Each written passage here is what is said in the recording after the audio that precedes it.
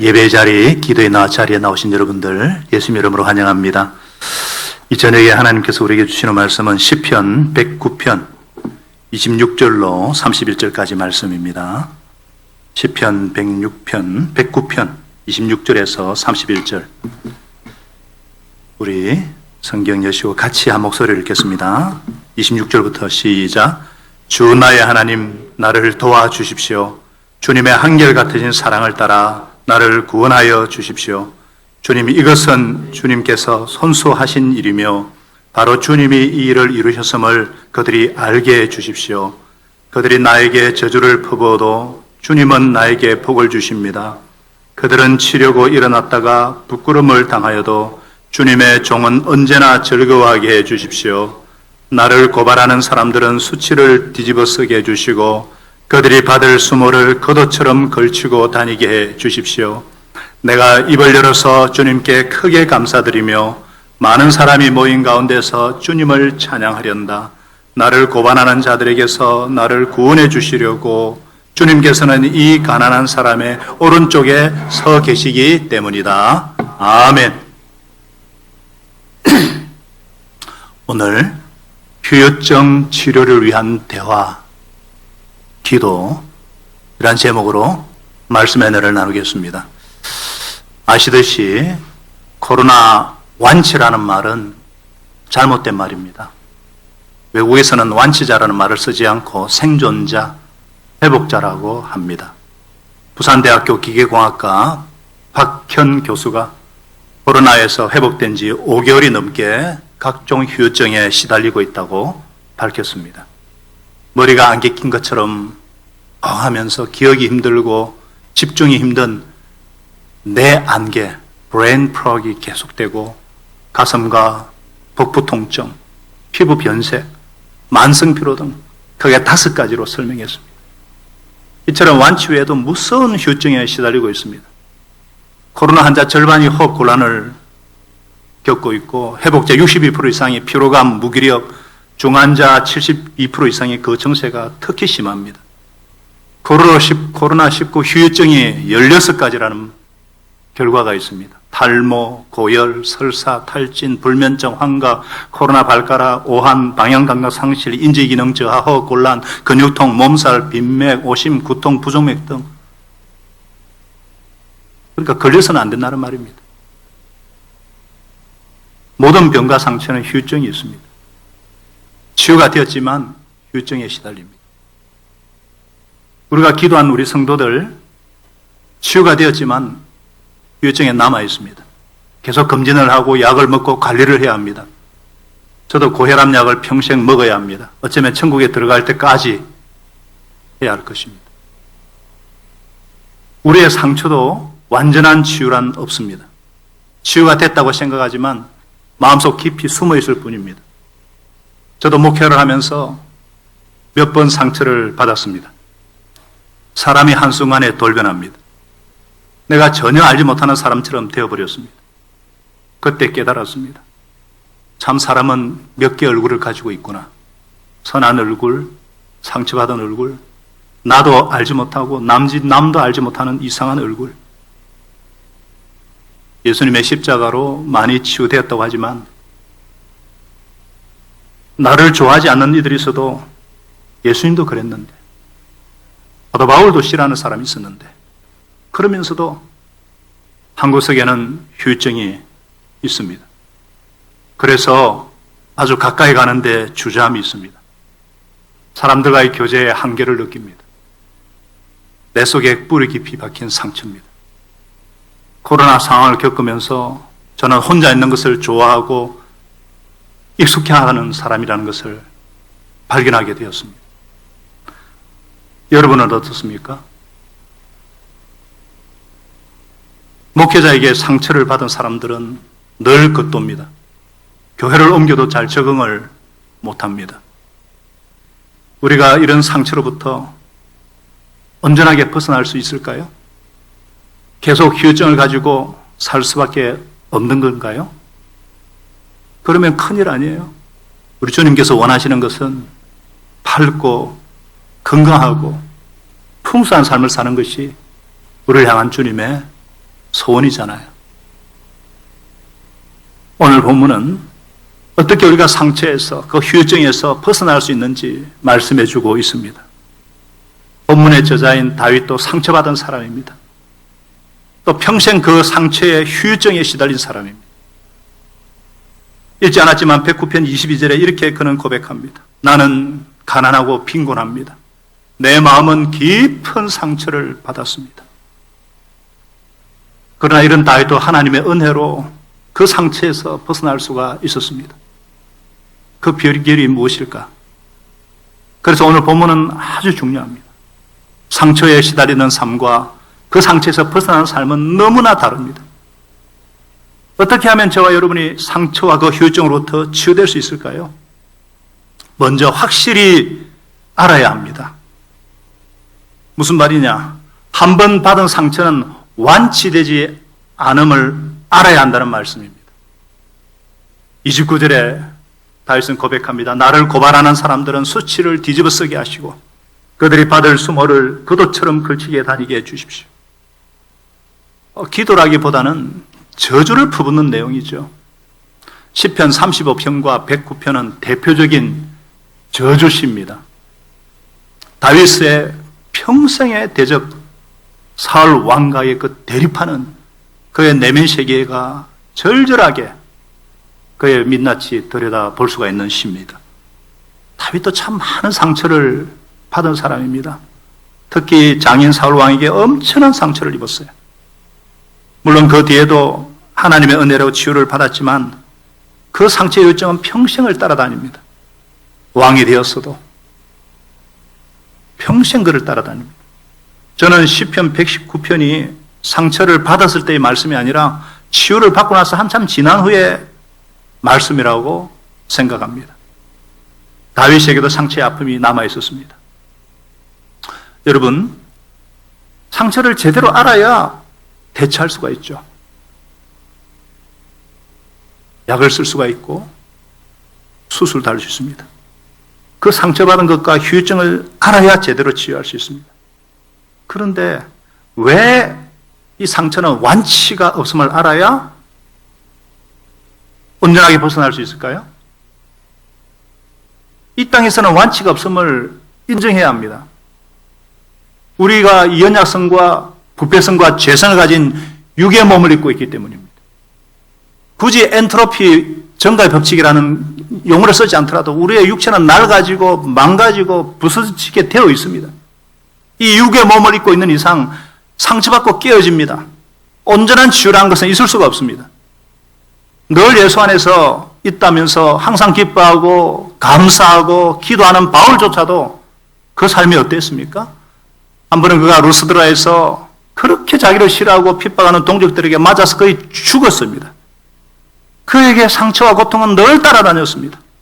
게다가 교회로 인해서 겪는 그 고통, 그 배신, 그 아픔들이 너무나 많았습니다. 그래서 그는 이렇게 고백했습니다.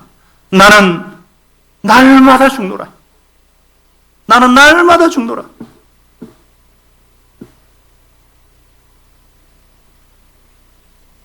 바울은 예수 안에 있지만은 상처받을 수밖에 없는 자신의 이 육의 몸, 옛자, 고통받는 자가 매일 죽는 삶을 살았습니다.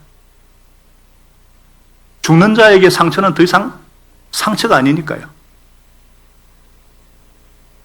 그리고 상처받은 이 육의 몸이 영광스러운 부활의 몸을 입어서 진정한 자유와 진정한 치유와 회복을 누리게 될 것을 믿음으로 바라보았습니다. 그렇죠. 이 땅에서는 우리에게 상처는 온전한 치유가 없음을 확실히 알아야 후유증에서 벗어날 수가 있습니다. 그러면 온전한 치유가 없다는 것을 알고 난 뒤에 어떻게 해야 또 이 상처로부터 벗어날 수 있을까? 시시로 토로해야 합니다. 시시로 토하라는 말은 상처의 후유증이 떠오를 때마다 기도하라는 말입니다. 기도가 그만큼 중요합니다. 26절에서 그는 이렇게 기도합니다. 주 나의 하나님, 나를 도와주십시오. 주님의 한결같으신 사랑을 따라 나를 구원하여 주십시오. 주님, 이것은 주님께서 선수하신 일이며 바로 주님이 이 일을 이루셨음을 저들이 알게 해주십시오. 그들은 나에게 저주를 퍼부어도 주님은 나에게 복을 주십니다. 그들은 치려고 일어났다가 부끄러움을 당하여도 주님의 종은 언제나 즐거워하게 주십시오. 왜 시시로 토해야 상처에서 벗어날 수 있을까요? 하나님은 시시로 토할 때마다 그것을 그대로 받아주시고 싸매주시고 취해주시기 때문입니다. 다 토하셔야 합니다. 다 토해야 하나님이 다 받아주십니다. 동의하시면 아멘? 다 토하셔야 돼요. 다 토하셔야 돼요. 수시로 토하셔야 돼요. 심지어 시편의 어떤 기자는 이렇게 엄청난 복수를 구하는 기도 토로를 합니다. 시편 130편 8절 9절에 이렇게 기도하죠. 복수의 기도인데 멸망할 바빌론 도시야. 네가 우리에게 입힌 해를 그대로 너에게 되갚는 사람에게 복이 있을 것이다. 내 어린 아이들을 바위에다가 메어치는 사람에게 복이 있을 것이다. 어린 아이들을 바위에다가 메어치는 사람이라는 게 무슨 뜻인지 아십니까? 그 당시 고대에서 가장 무서운 형벌이 바로 포대에 아이를 담아서 바위에다가 메어치는 이게 박살 형벌입니다. 박살형. 초전 박살이라는 말이 여기서 나온 거예요. 얼마나 원수에 대해서 치를 떨었으면, 얼마나 그 상처가 깊었으면 이렇게까지 토설을 했겠는가. 여러분 시편을 여러 시편을 보십시오. 우리가 상상할 수 없는 원수가 자조손손 대가 끊어지게 해달라고 기도를 하고 토설을 합니다.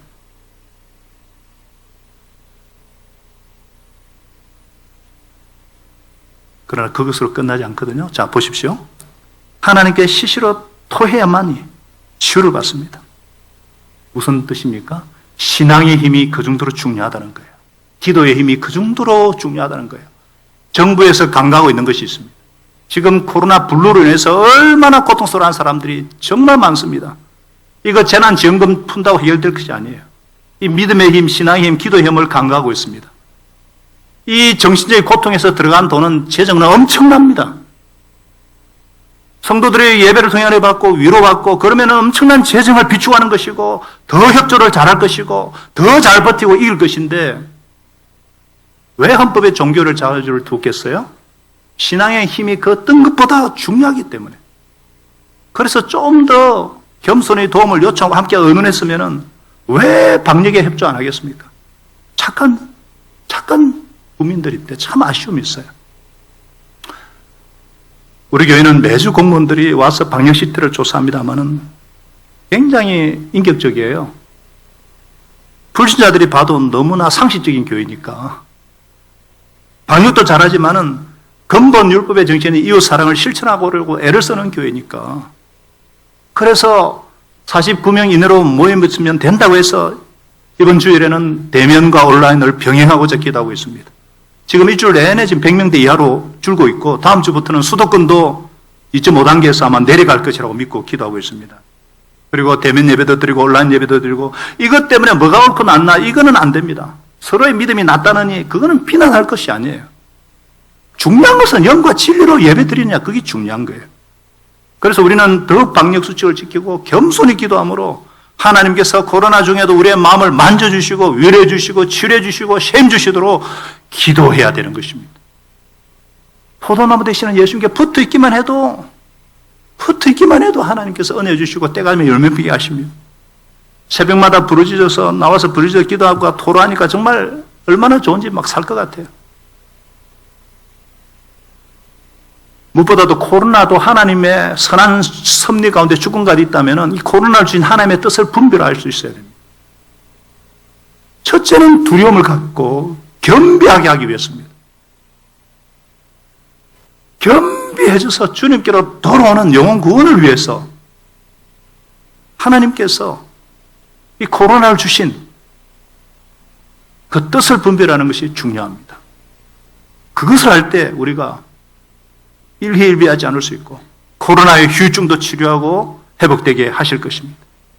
시편 62편 8절은 말씀합니다.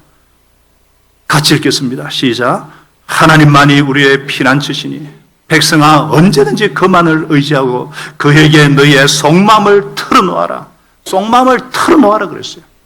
어떤 것도 털어놔야 돼요. 이렇게 털어놓을 때에, 시시로 토할 때에, 그렇게 하면은 하나님께서 어떻게 우리의 마음을, 휴증을 만져주시는가? 세 번째, 그대로 받아라는 것입니다. 이게 무슨 말이냐? 나의 분함과 악 감정을 토로했다면은 토하고 나서도 하나님께서 그 원수와 상처 준 대상을 향한 어떤 다른 감정을 주실 수 있는 거예요. 내 마음에 깊숙이 뿌려박은 그 상처들 하나님 앞에 토로할 때에 그 상처를 만져주시고 새로운 감정을 주십니다. 그럴 때 이상하게 여기지 말고 그대로 받아들이라는 거예요. 왜 토할 때의 감정과 토하고 나서의 감정을 기꺼이 받아들여야 되느냐? 그런 과정들이 하나님의 치유의 과정이기 때문입니다.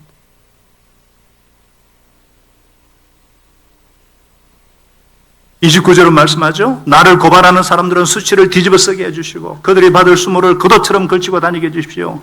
다윗은 막 토하고 나니까, 그렇게 하고 나니까 이제 원수들 향하는 시선에서 오히려 하나님께로 향하는 것을, 오히려 하나님께로 그 마음에 그 심정이 향하는 것을 고백합니다. 내가 입을 열어서 주님께 크게 감사드리며 많은 사람이 모인 가운데 주님을 찬양하련다. 나를 고발하는 자들에서 나를 구원해 주시려고 주님께서는 이 가난한 사람의 오른쪽에 서 계시기 때문이다. 뭐예요? 결국 하나님의 구원하심과 하나님의 임재를 의식하게 됩니다. 하나님이 나의 아픔과 원통함을 다 아신다고 생각하니까 감사가 나오는 거예요. 그리고 결국은 하나님을 찬양하게 하십니다. 이 모든 것이 상처를 치유하시는 하나님의 손길입니다. 이번 주 로마서 살펴보겠지만 바울 역시 사랑하지 못하고 용납하지 못하고 어찌할 수 없는 육의 몸, 이 사망의 몸, 죽은 자와 같은 자신을 탄식하며 토라면서 하나님께 아뢰입니다. 나는 하나의 법칙을 발견했습니다. 선을 행하려 하는데 그러나 나에게 악이 붙어 있다는 것입니다. 그러면서 이렇게 탄식합니다. 아, 나는 비참한 사람입니다. 누가 이 죽음의 몸에서 나를 건져주시겠습니까? 있는 모습 그대로 인정하고 하나님 앞에 들고 나갔을 때 그 상처와 후유증, 심지어 자신의 못난 육을 붙잡고 있던 데서 주님께로 시선을 향하게 됩니다. 우리 주 예수 그리스도를 통해서 나를 건져주신 하나님께 감사를 드립니다. 육의 한계를 뛰어넘어 예수 그리스도를 바라보고 예수 그리스도를 붙잡을 때 말할 수 없는, 도저히 이해할 수 없는 하나님의 치유를 경험하게 되는 것입니다. 그렇습니다. 내 상처는 토로함으로, 기도함으로 치유되기 시작합니다. 기도는 내 모습을 그대로 인정하는 것이요, 육의 연약함을 고백하는 것이요, 노력해도 되지 않는 후유증을 주님께 토설하는 것입니다. 그럴 때 주 예수 그리스도의 능력이, 임마누엘의 은혜가 우리에게 임하여서 우리의 지각을 초월하는 치유 역사가 시작되는 것입니다. 기도는 상처의 후유증을 치유하시는 하나님과의 대화이기 때문입니다. 제가 좋아하는 크리스찬 상담 연구원장인 정태기 박사님의 간증입니다. 어린 시절 어느 날 모처럼 밥상 위에 생선 반찬이 올라왔어요. 거기에도 노릇노릇 알맞게 익어가지고 군침이 막 도는 생선이었어요.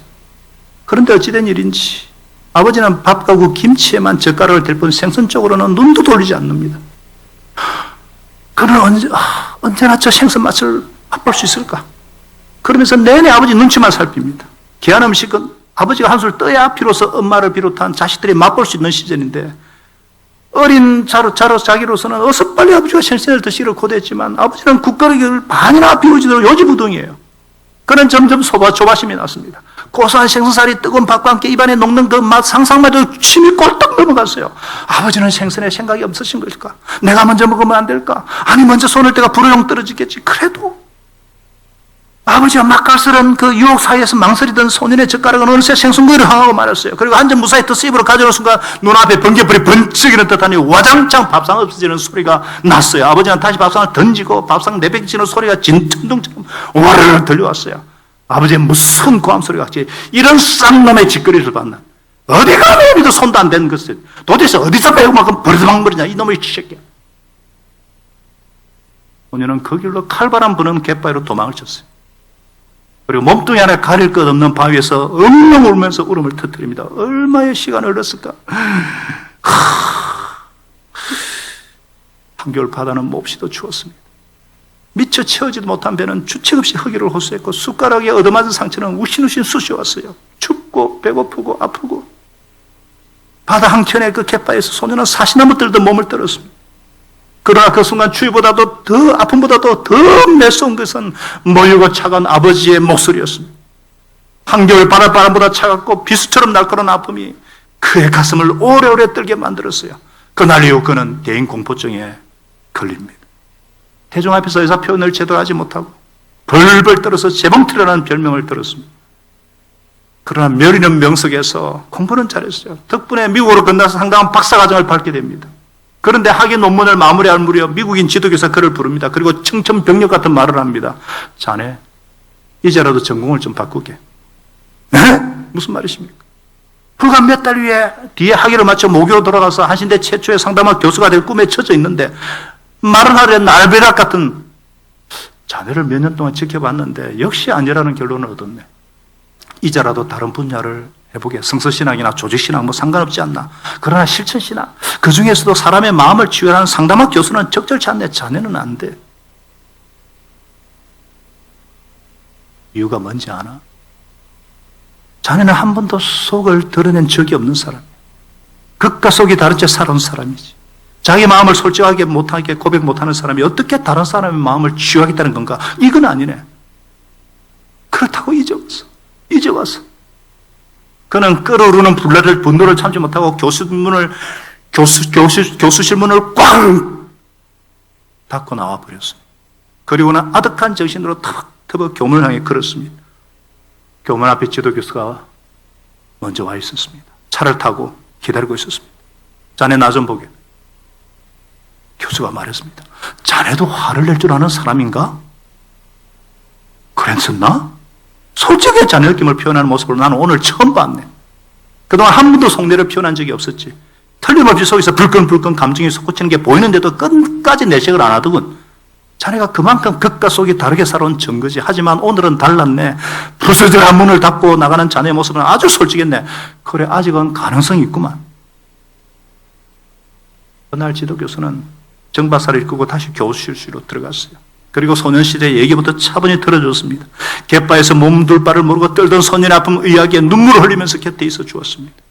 그때 40이 넘은 정박사에는 어느새 소년으로 돌아가 있었고 겨울 바람에 떨며 오르는 소년 정태기로 그리고 작은 땅 한 점 쓴말에 미국인 지도교수가 함께 서 있었습니다. 그리고 울고 있는 소년 정태기를 불러내고 있었습니다. 태기야, 춥지? 태기야, 푸지? 태기야, 배고프지? 교수의 말은 단 3마디. 그러나 그 3마디 말과 교수의 뜨거운 눈물은 울고 있던 소년의 아픈 마음을 포근하게 감싸주는 담요와 같았습니다. 그 어린 시절에 엉어진 상처가 늙은 교수의 눈물과 함께 씻겨 내리는 모습을 보았습니다. 그는 분명 교수의 모습으로 찾아온 아버지였습니다. 아니, 굳이 아버지가 아니어도 좋았습니다. 어쨌든 그날의 아픔은 너무나 아름답게 화해할 수가 있었습니다. 그 갯바위에 울던 소년은 하루도 잠들지 않고 그 깊은 내면 깊은 곳에 아프게 웅크리고 있었고 그 후유증은 그를 너무나 힘들게 했었습니다. 그 상처가 후유증으로 남아있음을 비로소 알고 기도로 토하는 가운데 치유해 주시는 하나님의 놀라운 은혜를 경험하게 됩니다. 그리고 그는 상처 입은 치유자로서 주님의 사역을 감당하는 치유 상담가로 귀하게 쓰임받고 있습니다. 사랑하는 여러분, 베드로전서 2장 24절은 이렇게 말씀합니다. 그가 채찍에 맞아 상함으로 여러분이 나음을 얻었습니다. 이 말씀도 기도로 하나님 앞에 나가 이 상처와 후유증을 토하는 자에게 능력으로 임하는 하나님의 말씀인 줄로 믿습니다. 그럴 때 예수님의 그 피 묻은 손으로 우리의 상처와 후유증을 만져주시고 치료하시고 그 상처와 함께 죽고 함께 부활하는 영광스러운 모습으로 여러분 앞에 서게 되실 것입니다. 기도하겠습니다. 하나님 아버지, 오늘 이 시간에 휴증을 치유하는 대화인 기도에 대해서 배웠습니다. 우리가 예배에 대해서 배웠고, 힐링센터 예배, 우리의 치유의 수술대 말씀, 그리고 그 휴증까지도 치료하는 대화인 기도. 이것이 이론이 아니라 실제 우리 삶 가운데 능력으로 역사하여서 하나님 아버지, 온전한 치유가 영원한 하나님 나라에 이루어지겠지만 이미 이 땅에서 예수님과 함께 죽었고 이제 내 안에 사는 이는 그리스도시니 이 주님 주시는 은혜로 말미암아 놀라운 치유와 회복의 역사를 이루어 주셔서 건강하고 밝고 활기찬 삶, 더 나아가서 주님께 영광 돌리는 열매 맺는 삶이 되도록 인도하여 주시옵소서. 이 시간 우리의 깊은 상처와 그 휴증을 아시는 주님 앞에 하나님 아버지 토하며 주님께서 주시는 만지심의 은혜와 치유의 은혜를 드리는 귀한 시간 되도록 축복하여 주시옵소서. 예수님의 이름으로 감사하며 간절히 기도합니다. 아멘. 우리 시간에 기도할 수 있는데 우리 찬양하면서 함께 기도하겠습니다.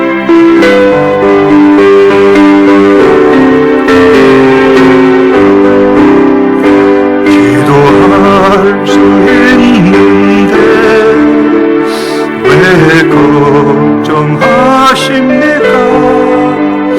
기도하면서 염려하시